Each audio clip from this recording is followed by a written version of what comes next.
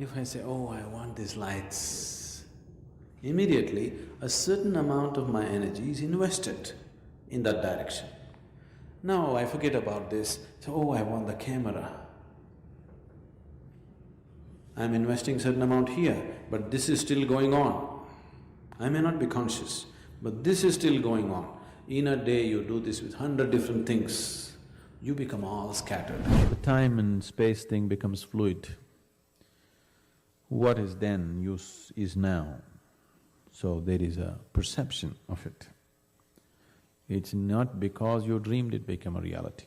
Because it already is a reality, it's happened. So they just went and took a picture of the rosebud. They wanted some subject. So when they developed and printed it, they found an image of a full-blown flower. They just couldn't believe this. They thought they could have made a mistake and took the picture again and again. And they found every time a full-blown flower, not a bud. Because when the bud is there, the flower is already there in a very subtle way. So in many ways, it's always true with life. But getting it on a photo film was an incredible thing. We are always aware that's how it is.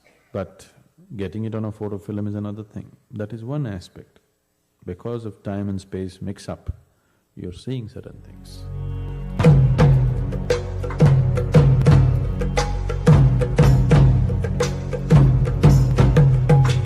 When I'm dreaming at night, it seems real to me. I couldn't differentiate if the people that exist in my dream, they seems very real. And I can talk to them, I can touch them, and events seem to happen too. So when I awake, I know that it's illusions. So is that the same thing for my life right now? How real is this life? Would it be possible when one day when I awake, all these are just illusion to me? All people is going to be gone. The problem is you're reading bits and pieces of Zen. Okay? Bits and pieces of Zen are dangerous. Bits and pieces of anything is dangerous. Now, what you're saying is true in a way, because 99% of your life is just thought and emotion.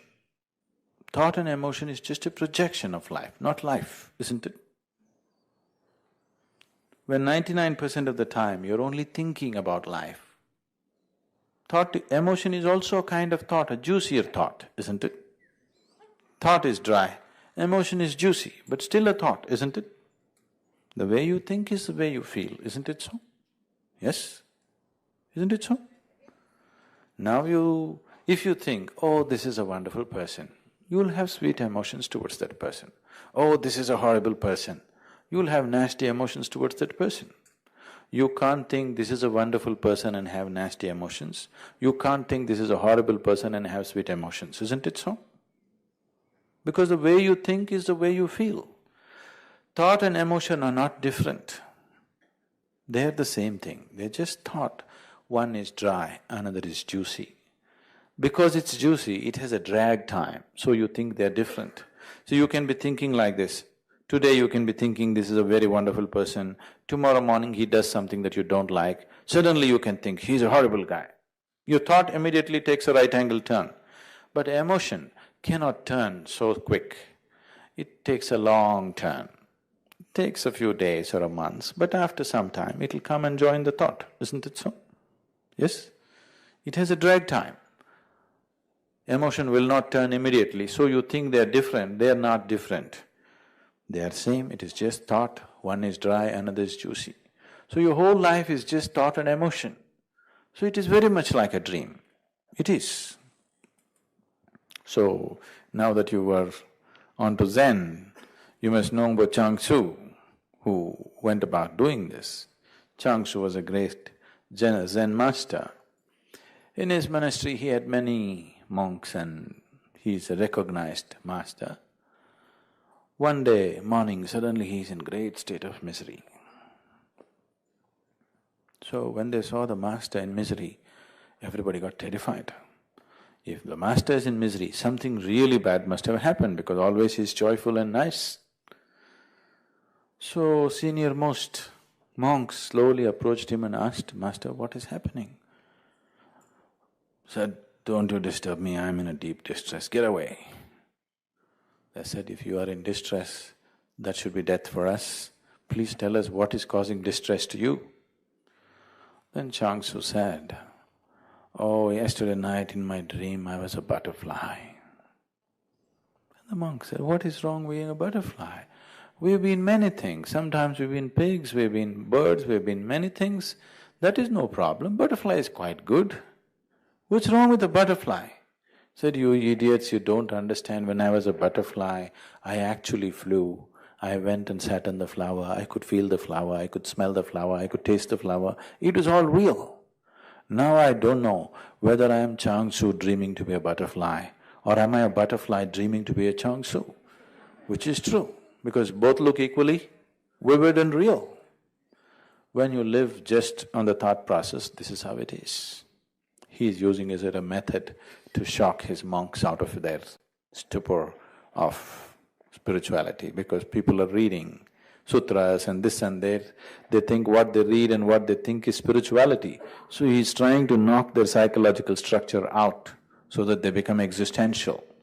If you're experiencing life, not thought, not emotion, life, if you're experiencing life as such a question will not come.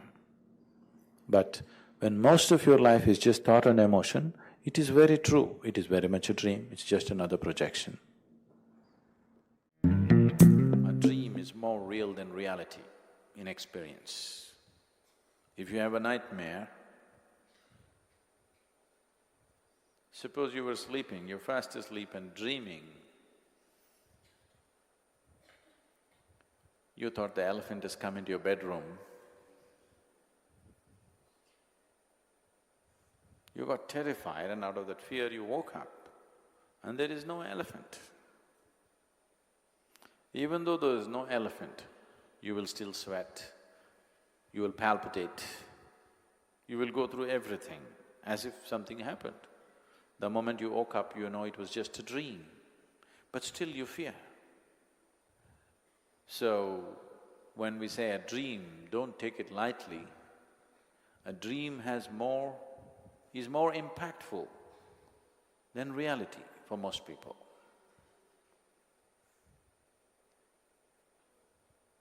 So, the trap of a dream is not a simple trap. It's a very powerful trap, self-created, especially because it's self-created. You have no means to break it, because what you have created, there is a certain sense of attachment and liking to it. You can't break it. Have you seen at different stages in your life, some silly little things which are in your drawer, you know it's no use, but you can't throw it away? Even if it's causing some trouble, you can't throw it away because it's been there for so long. There is a certain sense of attachment to it. So what you create, it's very hard to break it. It takes clarity of perception, or it needs outside help. Otherwise, it could take a very long time. Long time, when I say I'm not talking in terms of years, it could take a very long time.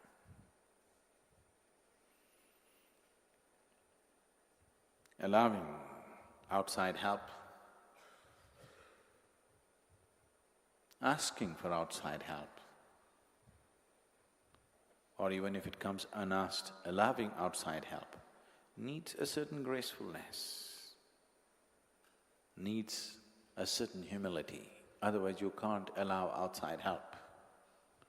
Lots of people cannot receive something gracefully.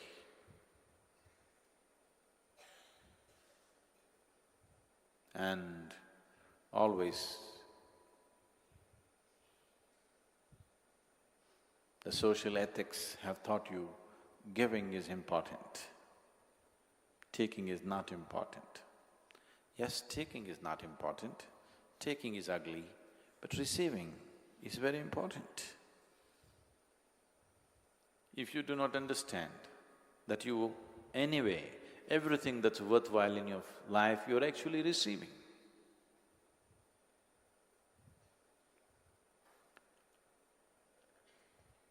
I want you to just look at any aspect of it. Right now, the clothes that you wear. For this cloth to sit here right now here, do you know how many things and how many people are involved in delivering this here?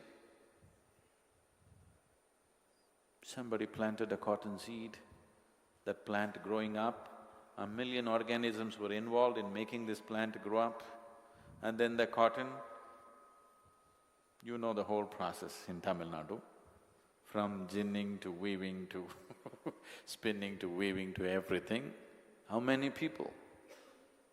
And then the cloth, and then the maker and the seller and the agent and everybody else.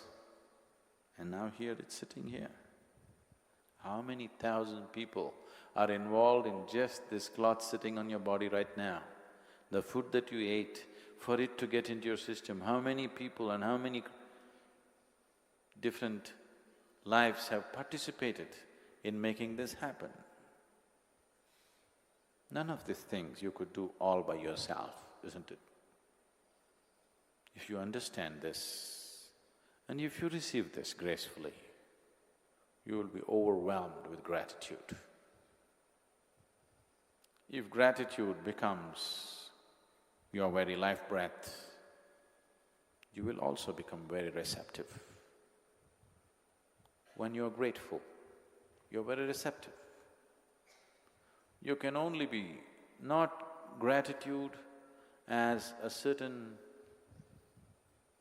people have always told you 3 magic words, one of them is thank you, not a cultivated gratitude. Gratitude happens to you when you are overwhelmed by something or somebody. Suppose you were very hungry, very hungry, you thought you were going to die. Somebody just gave you a piece of bread. Now tears of gratitude will come to you. That same piece of bread, if they gave you a loaf some other time when you're well, it wouldn't have meant anything to you. But at that moment, that piece of bread, when you look at that person who gave that piece of bread to you, enormous gratitude, because you're overwhelmed by the experience.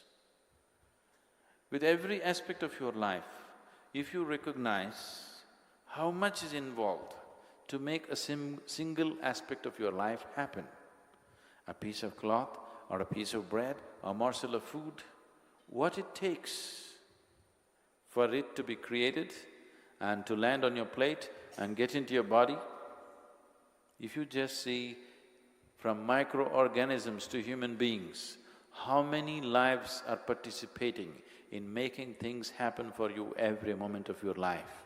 If you are conscious of it, if you peel your eyes and look at it properly, you are overwhelmed with gratitude, because you could never do this by yourself. Never do this by yourself. If you're overwhelmed with gratitude, you're in an extremely good state of receptivity. Most of the dream, over 90% of the dream, is just unfulfilled desire. Because you have no control over this. You are not playing the desire.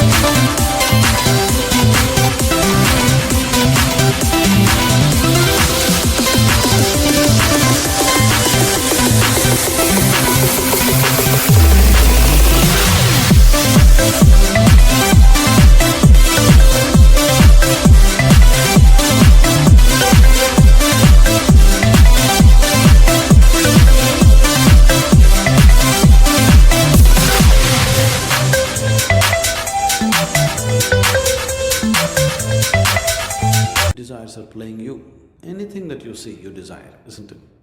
You may not pursue it really, but at that moment, oh, I wish I had it, I wish I had that. Everything that you have desired for till now, when you go from here today at 5:30 or 6, if all of it is waiting for you at home, you've finished. All the things and people that you've desired for in your life, if all of them are waiting for you at home, can you live there? Can you? No. So isn't it a fortune that your desires have not come true? So because you're desiring in an unbridled way, it's not in your control. All of it can never be fulfilled in life. But it needs to be worked out because once you desire something, you're investing a certain amount of energy in that direction. You need to understand this. Now, if I say, oh, I want these lights, immediately a certain amount of my energy is invested in that direction. Now I forget about this, so oh, I want the camera. I'm investing certain amount here, but this is still going on. I may not be conscious, but this is still going on. In a day you do this with 100 different things, you become all scattered. You're so scattered, now endlessly, mind is just going on with meaningless thought. Because constantly your energy is being thrown in different directions, it is not going in one direction. Have you noticed at a certain time in your life when you had a deep longing for something in particular, you created a big longing towards something, at that time all these things disappeared. Have you noticed this? Yes? You invested in one direction. Suddenly, all these thoughts just disappeared from your mind. So dream is happening simply because your mind is just being constantly scattered around with desiring process. And all of it can never be fulfilled in reality. So, you're working overtime in the night, fulfilling them in fantasy ways. Yes, there are other dimensions of desire, but they are very small. If such things happen to some individuals, we will handle it. We don't have to disturb everybody with such dreams. Desire is just free cinema, enjoy it. Whether it's a horror movie or a love story or a suspense thriller, just enjoy it. What's your problem? Free cinema they're showing you. See, about dreams becoming reality, one part of it is, there are various aspects to it. We'll just handle two aspects which are relevant to you right now. One part of it is in the subconscious mind. I think we looked at this some time ago. Because there is no… the time and space thing becomes fluid. What is then is now. So there is a perception of it. It's not because you dreamed it became a reality. Because it already is a reality, it's happened. This… there was a very interesting situation that happened in a certain physical research laboratory in England. This laboratory is known as the D Labor Laboratory, which is among the premier physical research institutes in the world. They developed a certain photofilm. Photofilms come with different levels of sensitivity, like 100.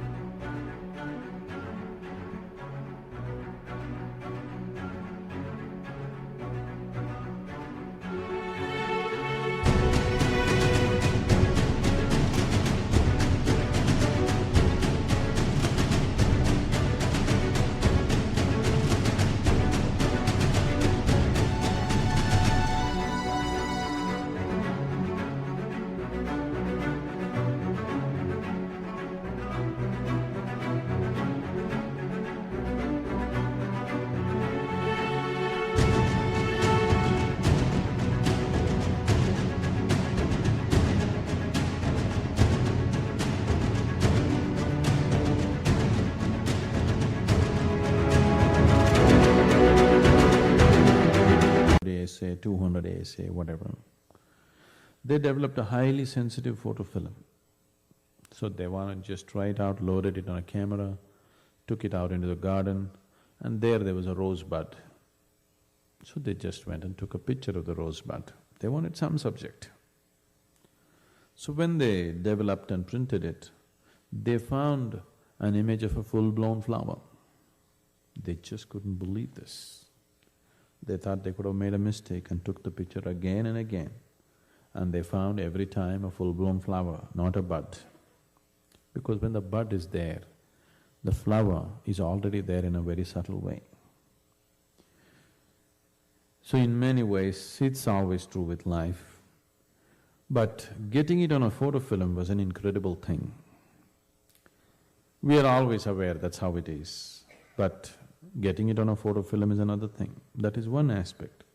Because of time and space mix-up, you're seeing certain things. Another aspect is because once you see it once or twice, then somewhere inside you are becoming like an oracle, that's human mind, that you would like to predict the future of the very world itself. And there is a part of you, there is always a part of this in every human being, which tries to look for things. It may be unconscious, but there is something in you which is looking to see, isn't it there in everybody? Trying to have visions and wanting to know what's going to happen tomorrow, this kind of thing. So once the mind starts projecting, and it projects best when you're half asleep, half awake kind of state.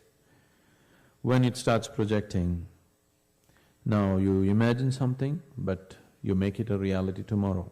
That is also possible. I would say at this stage in your life, don't attach any importance, even if a few of them come true, okay? Not all of them are coming true, just a few are coming true. Even if they come true, don't attach any significance to your dreams, because it's like a Pandora's box. If you open it, you can't handle it.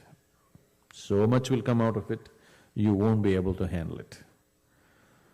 It's better it's shut, just with your logical mind and a little bit of, looking at life, you can handle your life quite well. You don't need visions to handle your simple process of life,